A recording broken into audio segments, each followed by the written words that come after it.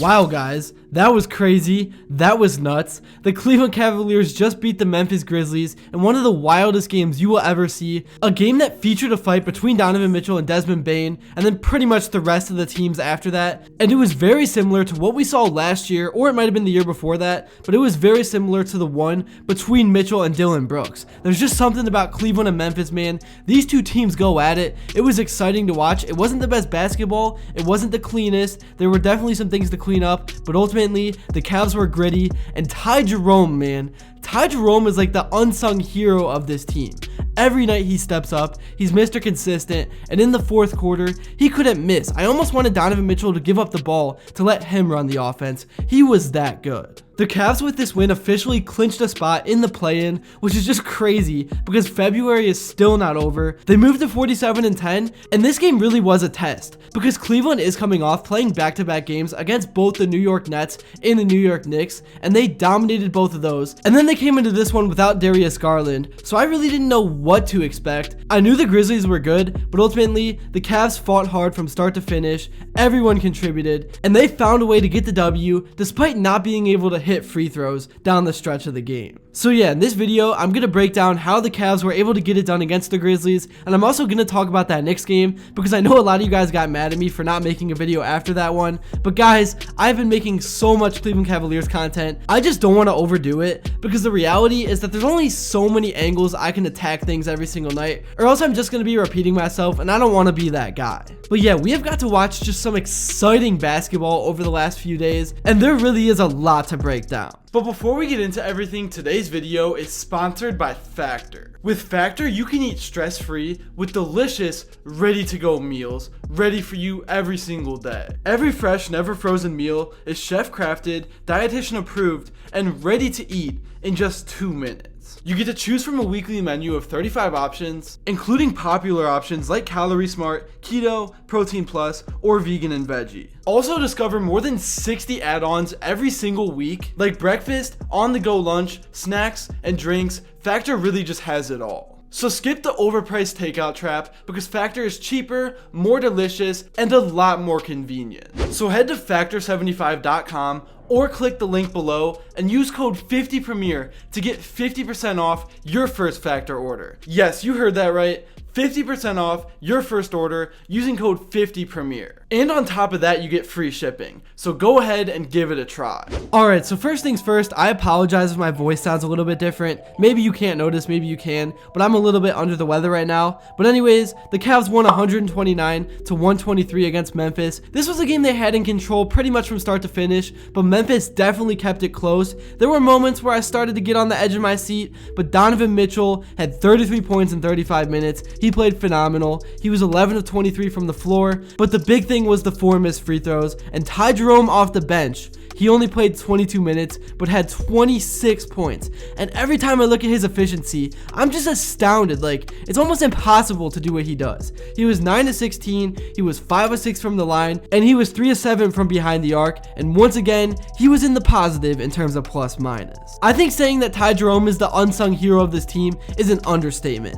Honestly, he might even be the best player in terms of efficiency. He just comes to play every single night and gives opponents fits. It's almost impossible not to play him. Those are the exact words that came out of Kenny Atkinson's mouth. And even still, I wish he got more minutes. He did get to play 22 in this one, but I think that's where he should sit every single night. There's no reason that he should be playing under 20 minutes in any circumstance. Evan Mobley once again was the true MVP of this game. I think with Wemby being out for the year, he definitely is now the defensive player of the year favorite. He's that good. He played 36 minutes and nearly had a triple-double with 25 points, 13 big rebounds, and 8 assists. And on top of that, he had 3 blocks and was 10 of 20, 1 of 8 from the 3-point line. Obviously, could have had a better night. Sometimes I do kind of question his outside shooting. I thought he found it earlier in the season, but he's really been struggling as of late. But he did knock down a big timely one, I'll give him that. But either way, he was dominant all the way around in this game. And Jared Allen was his normal self. He had 13 and 10. that's a double-double, and was an efficient 6 of 8 from the field. Max Strus is also another guy that I was very impressed with tonight.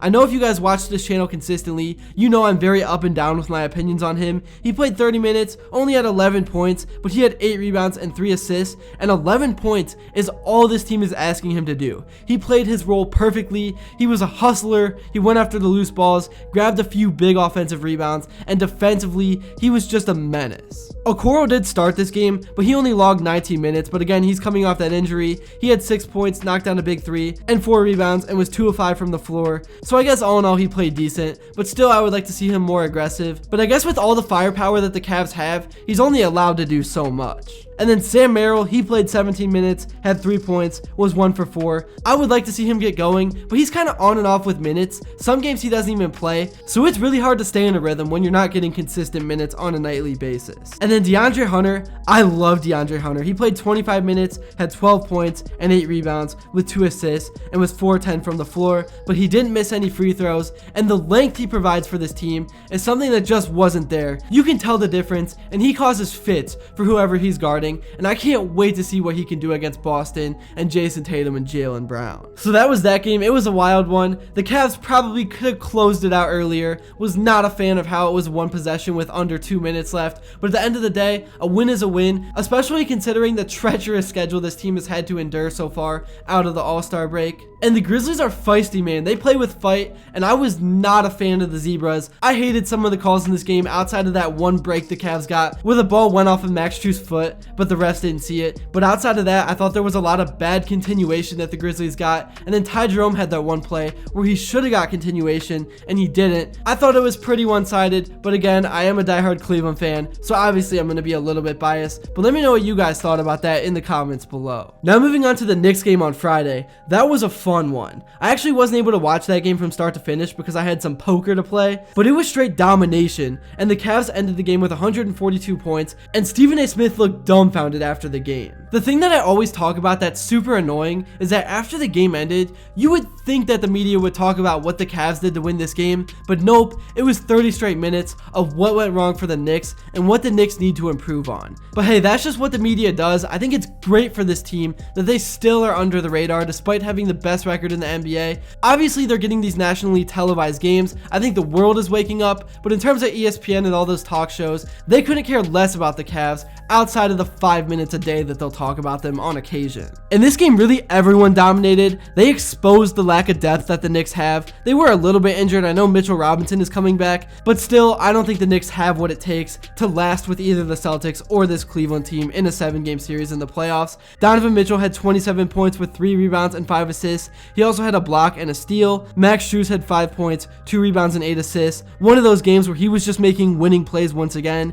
Darius Garland got hit in the face, kind of scared me. Man, somebody needs to get him a football helmet. He played 24 minutes, had 9 points, 4 rebounds and 5 assists. Jared Allen had 10 points and 3 rebounds, but he only played 19 minutes and left with that scary hand injury. That was the last thing I wanted to see. And then Evan Mobley played 24 minutes and had 21, 8 and 4, and he also had 3 steals as well, so a dominant performance. And then the bench was really solid as well. If you had to take a guess at who showed up, yeah, you're probably right, it was Ty Jerome. He had 19 points with 3 rebounds and 2 assists and was 7 for 11. It's actually crazy. Every single game, he always shoots above 50%. And then DeAndre Hunter couldn't miss either. He played 19 minutes and had 16 points and was 6 of 7 from the field and was a perfect 4 of 4 from behind the arc. I think this game really depressed a lot of Knicks fans because it was a wake-up call for them that they are not on the same level and they have not improved since 2023, and the Cavs have. I think the Eastern Conference is the Cavs and the Celtics to lose. But yeah, man, I'm fired up from what I've seen from this team. Since they've returned to play from the All-Star break, they are playing some of the most ethical basketball in the league, as Jared Allen likes to say. And now the main thing they got to worry about down the final stretch of the season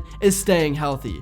Obviously, you got to keep that 1 seed, but they can basically play 500 ball the rest of the way and get that 1 seed. So I'm not too worried about that. They just have to stay healthy. Maybe give Garland a few days off, let his face heal. I would be perfectly fine with that. If Jared Allen ever wants to take some time off, let him. Really, if anyone wants to take time off, you gotta let him. But I don't think anyone does, because there's some fierce competitors on this team. That's really all I have to say for this video. Thank you all so much if you made it to this point. And if you enjoyed and haven't yet, please be sure to drop a like and subscribe, because your support truly does mean the world. It was tough to make this video. I had to push through. I really am fighting a sickness right now. Again, I apologize if my voice was a little bit off. But yeah, thanks for watching, and until next time, I will see you all later.